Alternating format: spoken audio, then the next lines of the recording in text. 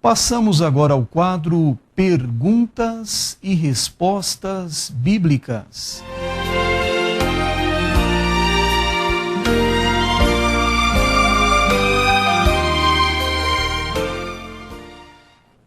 Pergunta do Silva, daqui de Santos. Pastor, onde está escrito que após a morte o espírito volta a Deus?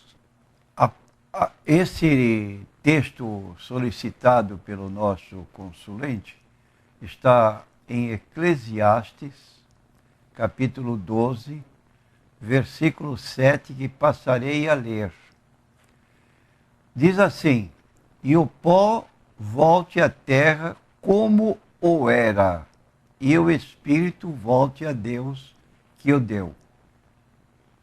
Então temos aqui a constituição humana feita por Deus, uma natureza material, que é o nosso corpo, chamado na Bíblia por homem exterior, e a constituição imaterial, que é chamada na Bíblia homem interior, que é o nosso espírito e a nossa alma, que algumas partes da Bíblia são tidas como palavras sinônimas.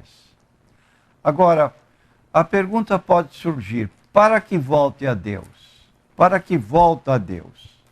Nós queremos dizer, com relação aos cristãos que aceitaram a Cristo como Salvador, não tem virtude pessoal, mas tem a virtude dada pelo Senhor Jesus Cristo, que diz em Romanos capítulo 5, versículo 1, justificados pela fé, nós temos paz com Deus. Consequentemente, na morte de um cristão, ele vai para o céu estar com Cristo.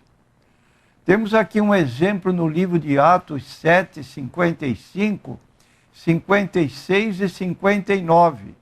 Diz o texto que Estevão, o primeiro mártir do cristianismo, que ocupava o cargo de diácono, ele falava num discurso ao povo judeu e eles se moveram contra ele pelas declarações enfáticas que faziam de ter consentido ou escolhido a morte de Jesus, trocando-o, pedindo a soltura de Barrabás. Então diz o texto: e eles, estando cheios do Espírito Santo, fixando os olhos no céu, viu a glória de Deus e Jesus que estava à direita de Deus. E disse: eis que vejo os céus abertos e o Filho do Homem que está em pé à mão direita de Deus. E no versículo 59, então temos: e apedrejaram a Estevão, que em invocação dizia: Senhor Jesus, recebe o meu espírito. Então, o pó retorna ao pó, é o corpo físico, e o espírito volta a Deus. Aquele que não aceitou a Cristo vai ser submetido a um juízo particular. E aquele que já aceitou a Cristo, como para ele não há mais condenação, Romanos 8, versículo 1, ele vai estar com Cristo no céu, da mesma forma que se deu com Estevão. Então esta é a situação do crente, e no livro de Apocalipse, então, nós vamos encontrar no capítulo 14, uma bem-aventurança das 7 bem-aventuranças do Apocalipse, relacionada com aqueles que aceitam a Jesus como Salvador. Bem-aventurados os mortos que desde agora morrem no Senhor, para que descansem de seus trabalhos e suas obras os acompanhem. Está no livro do Apocalipse, capítulo 14, versículo 13. Então, são felizes os que morrem no Senhor. Próxima pergunta do Azenilto. Foi feita por e-mail. ao pastor Natanael Rinaldi. Diz assim na íntegra a sua pergunta: Pastor, sua palavra é mais válida do que a de Deus que disse: Eu, o Senhor, não mudo? Malaquias capítulo 3, verso 6? Quero dizer que a resposta foi indicada diretamente ao a mencionada pessoa. Resposta minha, não. A minha palavra, melhor dizendo, e a minha justiça, à luz da Bíblia Sagrada, não passa de trapos de imundície. Está no livro de Isaías 64, versículo 6. Devemos ser sérios, como diz a Bíblia, Jesus ensinando. Nosso sim deve ser sim, o nosso não deve ser não. O que passa daí é de origem diabólica.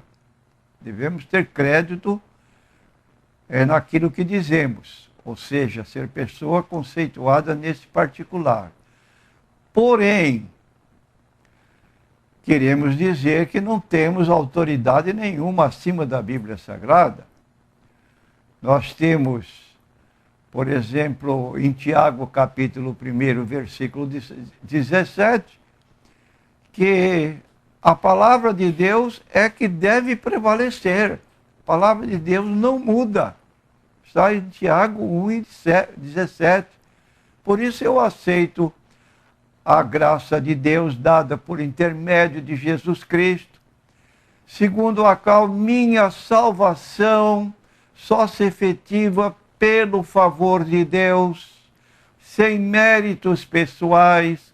Efésios capítulo 2, versículos 8 a 10, porque pela graça sois salvos por meio da fé. Isto não vem de vós, é dom de Deus, não vem das obras para que ninguém se glorie. Então não há essa possibilidade de me salvar por isso. Agora, já os adventistas não podem dizer isso, pois não estão firmados na palavra de Deus. E você perguntará, meu ouvinte, mas isso é uma acusação leviana? Não. Eu não digo aqui coisas que possam amanhã me comprometer como sendo pessoa que está dando uma notícia mentirosa. Quem não sabe que a autoridade de um adventista não é isoladamente da Bíblia? A sua profetisa Ellen Good White tem tanta autoridade, igual autoridade ao que tem a Bíblia Sagrada. E vou ler para a pessoa que está ouvindo. Diz assim, a Revista Adventista de fevereiro de 1984, na página 37, negamos que a qualidade ou grau de inspiração dos escritos de Ellen White sejam diferentes dos encontrados nas Escrituras Sagradas. Então eu pergunto, se não são diferentes, são iguais? Tem a mesma autoridade? Por que recorrer à Bíblia e não recorrer à autoridade da própria profetisa, que é o baluarte nesse campo, que através do seu livro, O Grande Conflito, é que dá as orientações bíblicas para os adventistas. E ela é tão importante que ela escreveu o seguinte, vou citar, primeiros escritos. Ela diz assim, ai de quem mover um bloco ou mexer num alfinete destas mensagens. A verdadeira compreensão destas mensagens é de vital importância. Os destinos das almas dependem da maneira em que são elas recebidas. Repetindo, o livro Primeiros Escritos, da editora Casa Publicadora Brasileira, e nas páginas 258 e 259. Sola Escritura,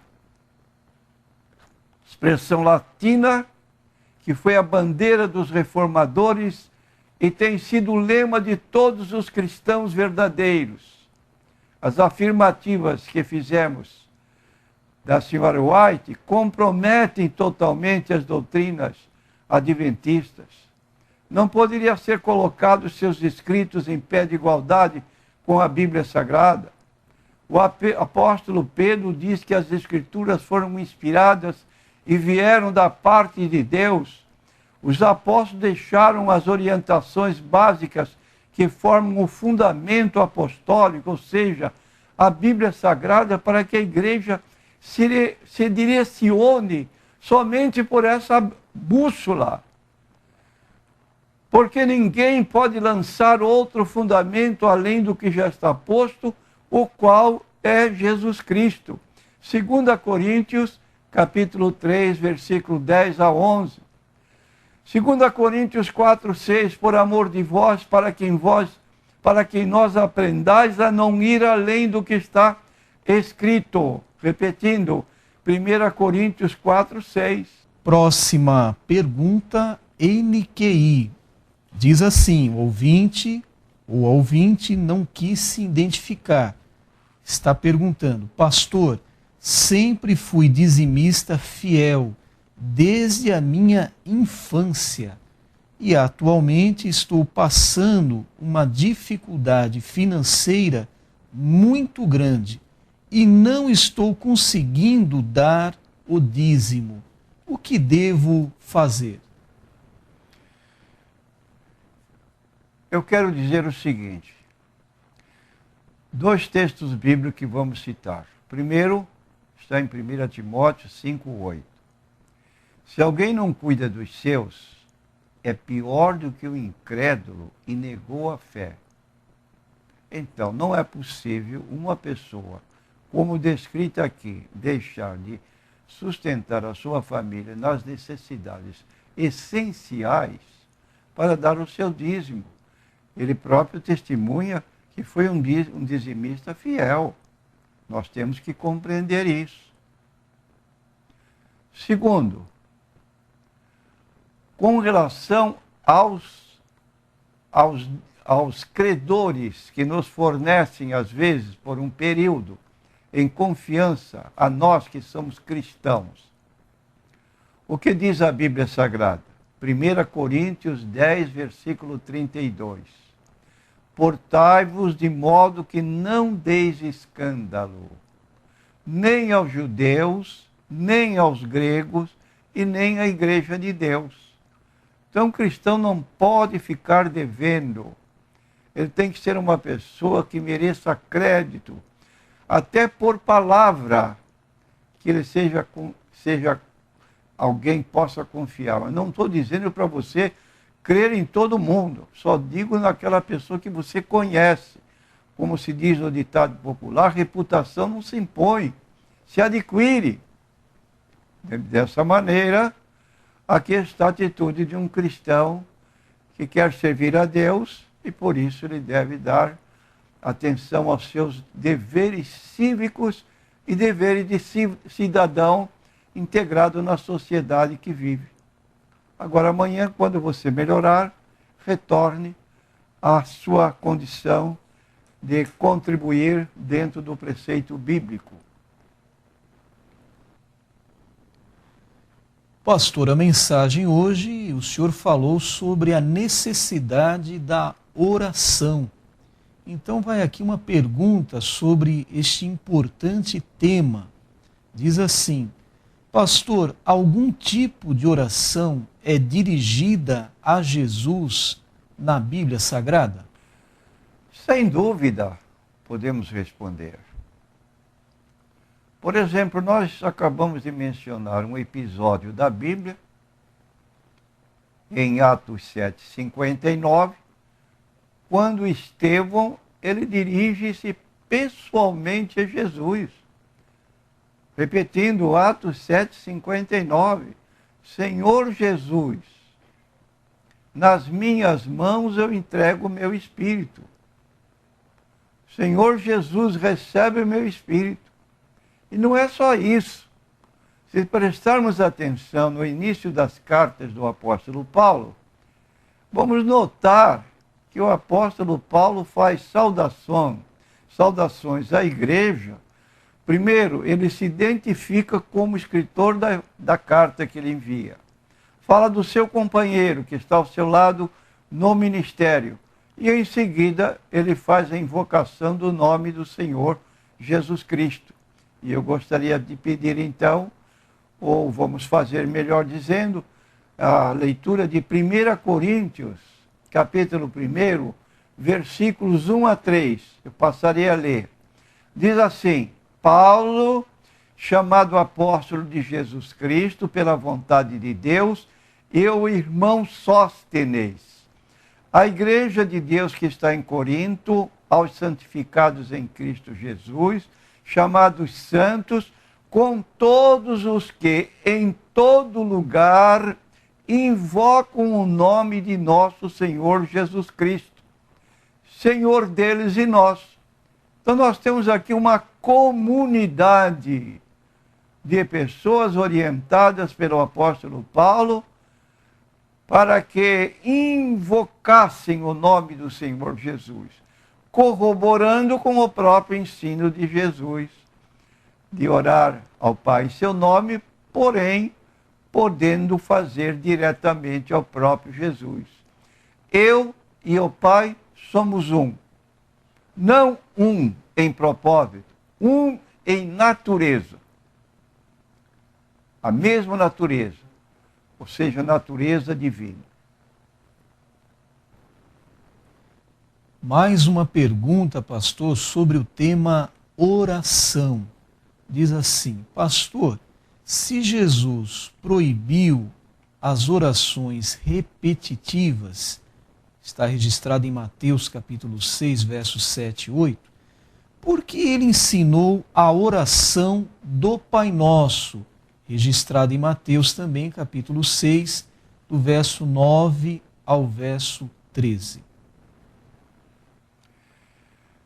Nós queremos dizer que nem toda oração é repetição.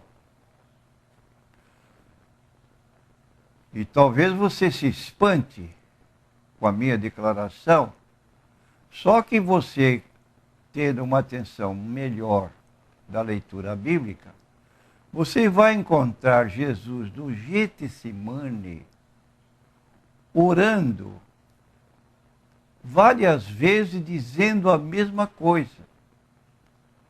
Pai, se é possível, passa de mim este cálice. Todavia, não seja feita a minha vontade, mas a tua. Repetiu 3 vezes a mesma expressão, o mesmo pedido. Diríamos nós que seria uma oração repetitiva, proibida por Jesus? O que ele condenou, certamente, foram todas as orações que consistem em palavras sem significado. No texto, ele acrescentou: como fazem os gentios. Hoje nós chamamos de pagãos. Em nossos dias, nós temos adeptos de religiões pagãs que usam uma chamada meditação transcendental. Vem